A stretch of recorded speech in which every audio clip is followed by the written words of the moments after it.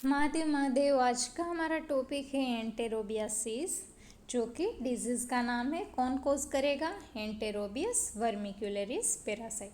ठीक है, उसे हम पिनवॉर्म या थ्रेडवॉर्म के नाम से भी जानते हैं। तो आपको एग्जाम में life cycle of pinworm, lab diagnosis of pinworm, ऐसे भी क्वेश्चन पूछा जा सकता है। ठीक है, एंटेरोबियस वर्मिक्युलरिस है, वो किस क्लास से बिलोंग करता है? बिलोंग करता है नेमेटोड क्लास से।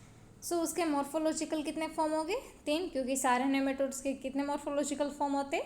3, एडल, लार्वा एंड एग। और लार्वा 4 स्टेज लार्वा आपको देखने को मिलेंगे, L1 से लेके L4 तक, L1, L2, L3 and L4। ये जो एंटेरोबियासिस है, एंटेरोबियस वर्मिक्युलरिस जो पैरासाइट है, उसके अंदर आपको एग की मॉर्फोलॉजी ध्यान में रखनी है। क्यों? क्योंकि एग जो है वो डायग्नोस्टिक फॉर्म है यहाँ पर, तो उसकी मॉर्फोलॉजी पता होगी तो आप डायग्नोस कर पाओगे कि भाई कौन सा पैरासाइट का इन्फेक्शन है। ठीक है, लाइफ साइकिल यहाँ सिर्फ ओनली वन होस्ट है, ह्यूमन। इन्फेक्टिव फॉर्म है यहाँ एम्ब्रियोनेटेड एग।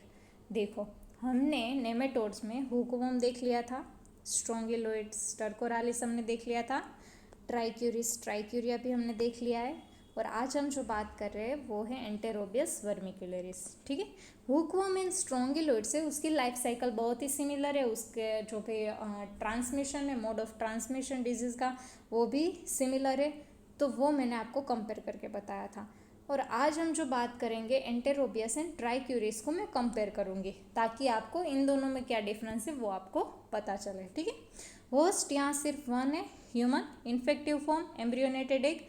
जबकि ट्राइक्यूरिस, ट्राइक्यूरिया है, वहाँ भी इन्फेक्टिव फॉर्म कौन सा है? एम्ब्रियोनेटेड एग ही है। ठीक है, मोड ऑफ ट्रांसमिशन ट्राइक्यूरिस, ट्राइक्यूरिया में क्या था कि अगर आप कंटामिनेटेड फूड या वाटर जिसके अंदर एम्ब्रियोनेटेड एग प्रेजेंट है वो इंजेस्ट हो जाएंगे तो आपको डिजीज कोज करेंगे। सेम हियर, एम्ब्रियोनेटेड एग अगर इंजेस्ट हो जाएंगे आपके बॉडी में तो आपको क्या करेंगे? डिजीज कोज करेंगे। ठीक है, तो यहाँ through injection of eggs in the environment like surface, cloth, bed line etcetera. ठीक है, इंजेक्शन ऑफ एग वो डेवलप हो गए लार्वा के अंदर, L1, L2, L3 and L4। फिर वो कन्वर्ट हो गए एडल्ट वर्म के अंदर, फिर उसका फर्टिलाइजेशन होगा और क्या रिलीज करेंगे?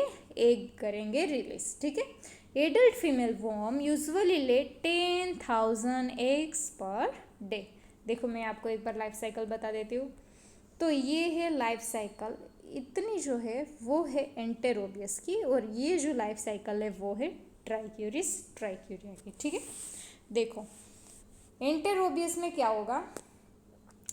एंटेरोबियस में मोड ऑफ ट्रांसमिशन, अगर एम्ब्रियोनेटेड एग है, अगर एम्ब्रियोनेटेड एग है वो इंजेस्ट हो गए आपके बॉडी में तो आपको उसका इन्फेक्शन होगा। ठीक है, एम्ब्रियोनेटेड एग में से वो डेवलप हो गए लार्वा के अंदर, L1, L2, L3 and L4 stage के अंदर, फिर वो डेवलप हो गए एडल्ट के अंदर, फिर उसका क्या होगा? फर्टिलाइजेशन होगा।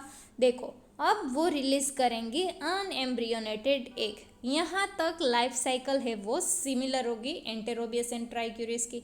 फिर देखो, यहाँ जो ट्राइक्यूरिस है, जो भी ट्राइक्यूरिस है वो अनएम्ब्रियोनेटेड एग रिलीज करेगी स्टूल के अंदर, जबकि एंटेरोबियस है वो फिसिस के अंदर एम्ब्रियोनेटेड एग उसके अंदर प्रेजेंट हो गए।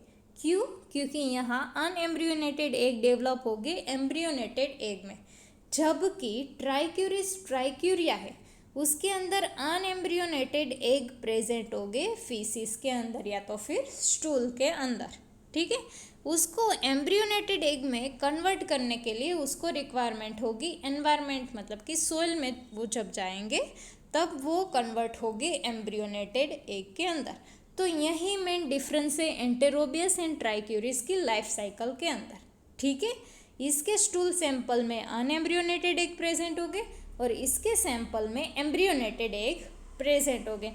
तो यहाँ डायग्नोस्टिक फॉर्म है वो ट्राइक्यूरिस में होगा अनएम्ब्रियोनेटेड एग, एंड एंटेरोबियस में होगा एम्ब्रियोनेटेड एग। इसीलिए जो देखो, यहाँ डिजीज कौन कोज कर रहा है? Embryonated egg, embryonated egg. लेकिन यहाँ ऑटो इन्फेक्शन के चांसेस बहुत ही कम है, जबकि यहाँ ऑटो इन्फेक्शन के चांसेस बहुत ही ज़्यादा है। ठीक है, देखो, अब हम देख लेते हैं उसकी pathogenicity. So children are commonly affected in perianal pruritus, मतलब कि इचिंग होना पेरिएनल एरिया में, ठीक है। The worms may be found in undergarments and lying in the buttock area of infected children। जहाँ अंडरगारमेंट में भी आपको worm ऑब्जर्व होंगे।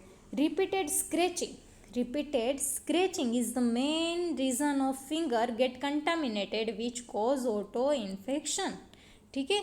इसलिए एंटेरोबियस वर्मिकुलरिस में ऑटो इन्फेक्शन चांसेस ज़्यादा है, जबकि ट्राइक्यूरिया में नहीं है। एब्डोमिनल पेन, वेट लॉस, अगर जो ये पिन वर्म है वो इन्वेड कर जाएंगे फीमेल जीनाइटल ट्रैक्ट में, तो वो क्या कॉज कर सकते हैं, वल्वोवाजाइनाइटिस, ठीक है। फिर आते हैं lab diagnosis. So microscopy of the perianal skin, आपको क्या करना है, माइक्रोस्कोपी करना है, पेरीएनल स्किन सैंपल लेना है। तो किस तरह से लोगे आप सैंपल, तो उसके लिए 2 मेथड अवेलेबल है, cellophane tape and NIH swab. जो भी सेलोफेन टेप है उसको क्या करना है, अप्लाइड करना है पेरिएनल रीजन में, ठीक है। फिर उसको माउंट करना है ड्रॉप ऑफ सलाइन, और फिर क्या करना है, आपको माइक्रोस्कोप में करना है ऑब्जर्व, ठीक है। और NIH स्वैब वो क्या है कि इसके अंदर देखो इस तरह से कुछ रबर का ऊपर लगा हुआ होता है और एक ग्लास रोड प्रेजेंट होता है, ये है ग्लास रोड, और यहाँ एंड में प्रेजेंट होती है सेलोफेन टेप। फिर क्या करना है कि भाई इस सेलोफेन टेप को आपको पेरिएनल रीजन में आपको क्या करना है, उसको वाइप करना है और सैंपल आपको कलेक्ट करना है, और फिर आपको माइक्रोस्कोप के अंदर ऑब्जर्व करना है, ठीक है। There are few other points to be considered while collecting specimen. In case of Enterobius, number of specimen 4 to 6 consecutive taps may be necessary, ठीक है, as the female worm migrate intermittently. Timing आप कौन सा use करोगे कि जब female warm है, जो भी फीमेल वॉर्म है वो एग ले आउट करेगी, ठीक है, उस टाइम पे अगर आप सैंपल लोगे तो उसके चांसेस ज़्यादा है कि आपको पैरासाइट एडल्ट वॉर्म आपको ऑब्जर्व हो सके, ठीक है, और एग भी आपको ऑब्जर्व हो सके। फिर prevention by improving personal hygiene such as proper washing of bed cloth, keeping nail short and clean and frequent hand washing. So ये था हमारा आज का वीडियो। अगर आपको अच्छा लगा हो तो please like, subscribe and share. Thank you.